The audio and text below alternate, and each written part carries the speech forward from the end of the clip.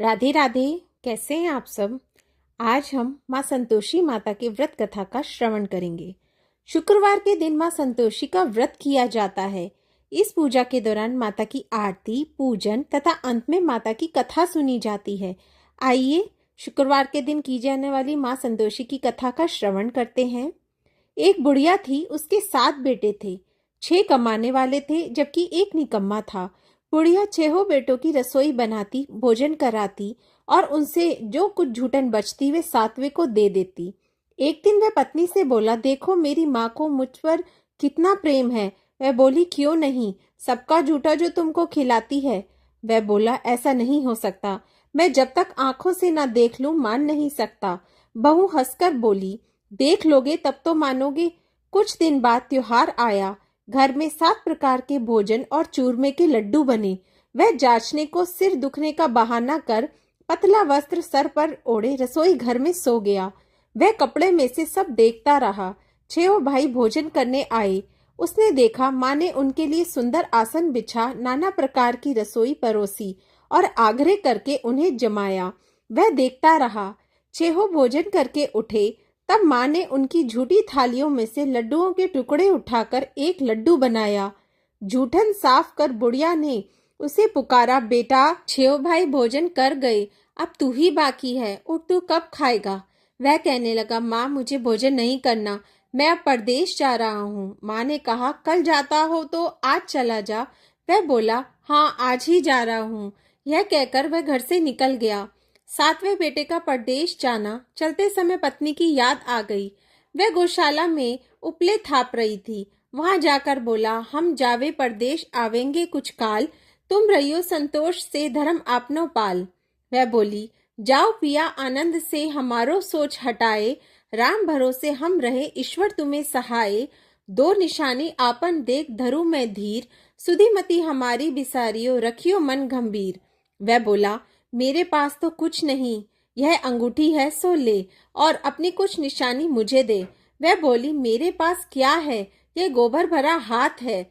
यह कहकर उसकी पीठ पर गोबर के हाथ की थाप मार दी। वह चल दिया। चलते चलते दूर देश पहुंचा। वहां एक साहूकार की दुकान थी।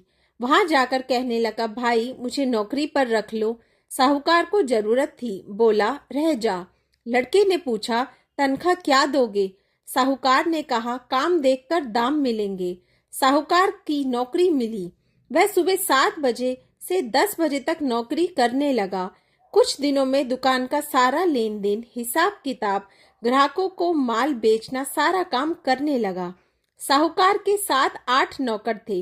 वह सब चक्कर खाने लगे कि यह तो बहुत होशियार बन गया। सेठ ने भी काम देखा और 3 महीने में ही उसे आधे मुनाफे का हिस्सादार बना लिया। वह कुछ वर्ष में ही नामी सेठ बन गया और मालिक सारा कारोबार उस पर छोड़कर चला गया। इधर उसकी पत्नी को सास ससुर दुख देने लगे।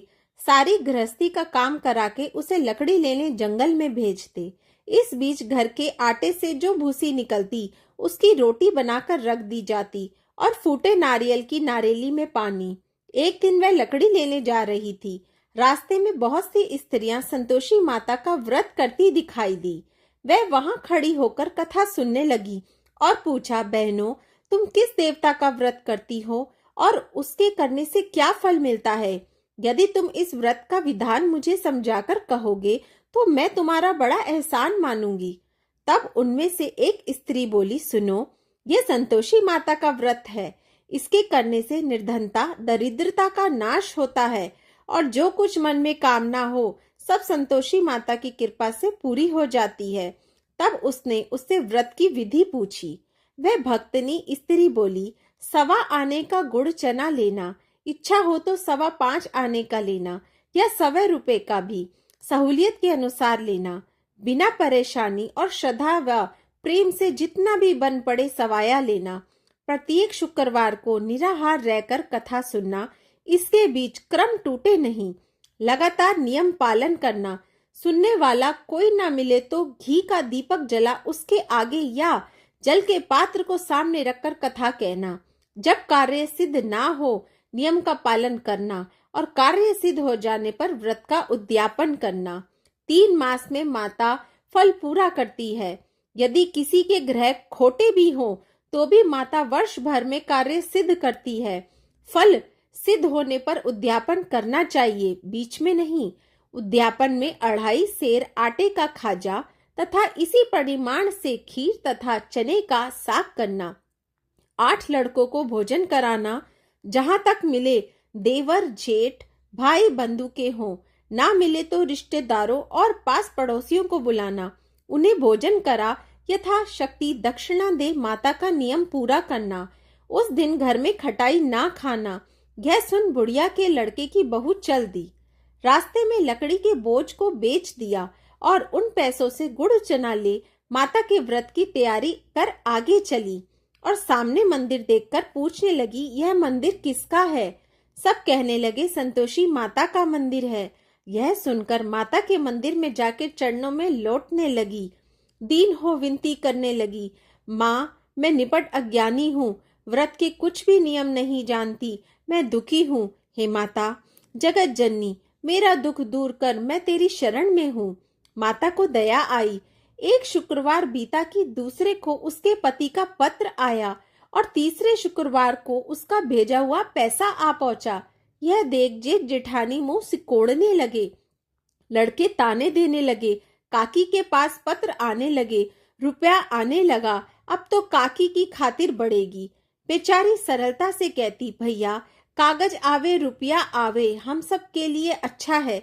ऐसा कहकर आंखों में आंसू भरकर संतोषी माता के मंदिर में आ मातेश्वरी के चरणों में गिरकर रोने लगी। माँ मैंने तुमसे पैसा कब मांगा है? मुझे पैसे से क्या काम है? मुझे तो अपने सुहाग से काम है। मैं तो अपने स्वामी के दर्शन मांगती हूँ। तब माता ने प्रसन्न होकर कहा, जा बेटी तेरा स्वामी आएगा। यह सुनकर खुशी से बावली होकर घर में जा काम करने लगी। अब संतोषी माँ विचार करने लगी, इस भोली पुत्री को मैंने कह तो दिया कि तेरा पति आएगा, लेकिन कैसे? वह तो इसे स्वप्न में भी याद नहीं करता। उसे याद दिलाने को मुझे ही जाना पड़ेगा। इस तरह माताजी उस बुढ़िया के बेटे के पास जा स्वप्न में प्रकट हो कहने लगी, साहूकार के बेटे सो रहा है या जागता है? वह कहने लगा, माता सोता भी नहीं जागता भी नहीं, कहो क्या आज्ञा है? माँ कहने लगी, तेरा घर बार कुछ है कि नहीं? वह बोला, मेरे पास सब कुछ है, माँ बाप है, बहू है, क्या कमी है? माँ बोली, भोले पुत्र तेरी बहू घोर कष्ट उठा रही है, तेरे माँ बाप उसे परेशानी दे रहे हैं, वह तेरे लिए तरस रही है, तू उसकी सुध ले। वह बोला, हाँ माताजी यह तो मालूम है, परंतु जाऊं तो कैसे? परदेश की बात है, लेन देन का कोई हिसाब नहीं, कोई जाने का रास्ता नहीं आता, कैसे चला जाऊं? माँ कहने लगी, मेरी बात मान, सवेरे नहा धोकर संतोषी माता का नाम ले, घी का दीपक जला, दंडवत कर दुकान पर जा बैठ। देखते देखते सारा दिन लेन देन चुक जाएगा, जमा का माल बिक जाएगा, सांझ होते होते धन का भारी ढेर लग जाएगा। अब बूढ़े की बात मानकर वह नहा धोकर संतोषी माता को दंडवत घी का दीपक जला दुकान पर जा बैठा। थोड़ी देर में देने वाले रुपये लाने लगे, लेने वाले हिसाब लेने लगे। कोठे में भरे सामान की खरीदार नकद दाम दे सौदा करने लगे। शाम तक धन की भारी ढेर लग गया।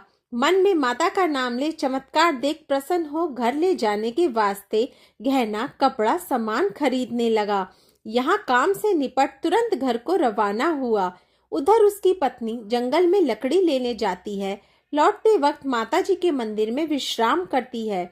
वह तो उसके प्रतिदिन रुकने का जो स्थान ठहरा। धूल उड़ती देख वह माता से पूछती है, हे माता यह धूल कैसी उड़ रही है? माता कहती है, हे पुत्री तेरा पति आ रहा है, अब तू ऐसा कर लकड़ियों के 3 बोझ बना ले, एक नदी के किनारे रख और दूसरा मेरे मंदिर पर, वह तीसरा अपने सर पर। तेरे पति को लकड़ियों का गट्ठर देख मोह पैदा होगा, वह यहाँ रुकेगा, नाश्ता पानी खाकर माँ से मिलने जाएगा। तब तू लकड़ियों का बोझ उठाकर जाना और चौक में गट्ठर डालकर जोर से आवाज लगाना, लो सासू जी लकड़ियों का गट्ठर लो, भूसी की रोटी दो, नारियल के खेपड़े में पानी दो, आज मेहमान कौन आया है। माता जी से बहुत अच्छा कहकर वह प्रसन्न मन से लकड़ियों के 3 गट्ठर बनाई, एक नदी के किनारे पर और एक माता जी के मंदिर पर रखा। इतने में मुसाफिर आ पहुंचा। सूखी लकड़ी देख उसकी इच्छा उत्पन्न हुई कि हम यहीं पर विश्राम करें और भोजन खा पीकर गांव जाएं। इसी तरह रुककर भोजन बना, विश्राम करके गांव को गया। सबसे प्रेम से मिला। उसी समय सिर पर लकड़ी का गट्ठर लिए वह उतावली सी आती है। लकड़ियों का भारी बोझ आंगन में डालकर जोर से 3 आवाज देती है, लो सासू जी लकड़ियों का गट्ठर लो, भूसे की रोटी दो, आज मेहमान कौन आया है। यह सुनकर उसकी सास बाहर आई।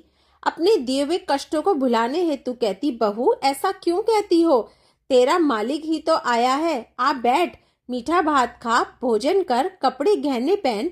उसकी आवाज सुन उसका पति बाहर आता है। अंगूठी देख व्याकुल हो जाता है। माँ से पूछता है, माँ यह कौन है। माँ बोली, बेटा ये तेरी बहू है। जब से तू गया है तब से सारे गांव में भटकती फिरती है, घर का कामकाज कुछ करती नहीं, 4 पहर आकर खा जाती है। वह बोला, ठीक है माँ, मैंने इसे भी देखा और तुम्हें भी, अब दूसरे घर की ताली दो, उसमें रहूंगा। माँ बोली, ठीक है, जैसी तेरी मर्जी। तब वह दूसरे मकान की तीसरी मंजिल का कमरा खोल सारा सामान जमाया। एक दिन में राजा के महल जैसा डांट बाट बन गया।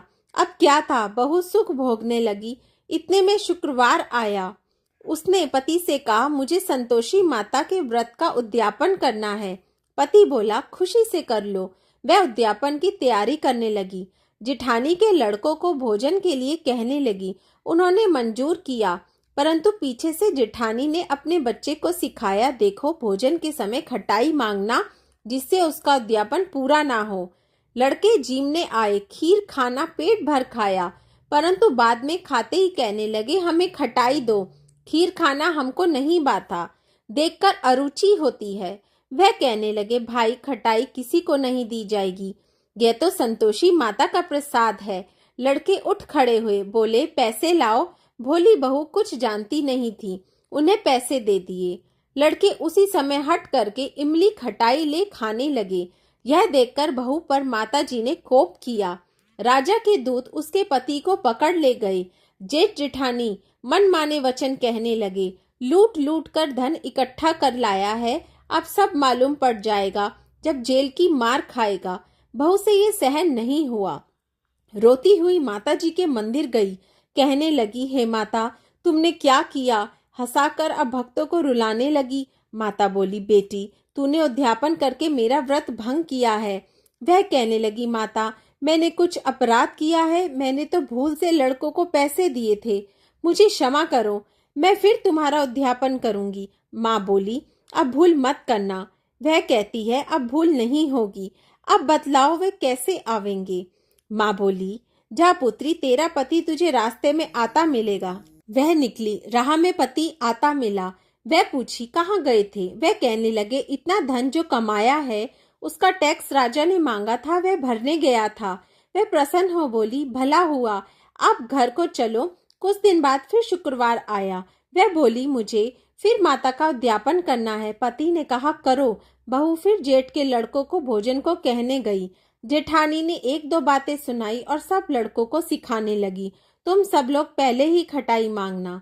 लड़के भोजन से पहले कहने लगे, हमें खीर नहीं खानी, हमारा जी बिगड़ता है, कुछ खटाई खाने को दो। वह बोली, खटाई किसी को नहीं मिलेगी, आना है तो आओ। वह ब्राह्मण के लड़के लाकर भोजन कराने लगी। यथाशक्ति दक्षिणा की जगह एक एक फल उन्हें दिया। संतोषी माता प्रसन्न हुई। माता की कृपा होते ही 9वें मास में उसके चंद्रमा के समान सुंदर पुत्र प्राप्त हुआ। पुत्र को पाकर प्रतिदिन माता जी के मंदिर को जाने लगी। मां ने सोचा, वह रोज आती है, आज क्यों नहीं इसके घर चलूं। यह विचार कर माता ने भयानक रूप बनाया। गुड़ चने से सना मुख, ऊपर सूंड के समान होठ, उस पर मक्खियां भिन भिन कर रही थी। दहली पर पैर रखते ही उसकी सास चिल्लाई, देखो रे, कोई चुड़ैल डाकिन चली आ रही है, लड़के इसे भगाओ, नहीं तो किसी को खा जाएगी। लड़के भगाने लगे, चिल्लाकर खिड़की बंद करने लगे। बहू रोशनदान में से देख रही थी। प्रसन्नता से पगली बन चिल्लाने लगी, आज मेरी माताजी मेरे घर आई हैं। वह बच्चे को दूध पीने से हटाती है। इतने में सास का क्रोध फट पड़ा। वह बोली, क्या उतावली हुई है। बच्चे को पटक दिया। इतने में माँ के प्रताप से लड़के ही लड़के नजर आने लगे। वह बोली, माँ, मैं जिसका व्रत करती हूँ ये संतोषी माता है। सबने माता जी के चरण पकड़ लिए और विनती कर कहने लगी, हे माता, हम मूर्ख हैं, अज्ञानी हैं, तुम्हारे व्रत की विधि हम नहीं जानते। व्रत भंग कर हमने बड़ा अपराध किया है। जगमाता, आप हमारा अपराध क्षमा करो। इस प्रकार माता प्रसन्न हुई। बहू को प्रसन्न हो जैसा फल दिया वैसा माँ सबको देना, जो पड़े उसका मनोरथ भी पूरा करना। बोलो संतोषी माता की जय। आपको मेरी वीडियो अच्छी लगी तो प्लीज लाइक कीजिए, मेरे चैनल को सब्सक्राइब कीजिए और वीडियो को आगे शेयर भी कीजिए। राधे राधे।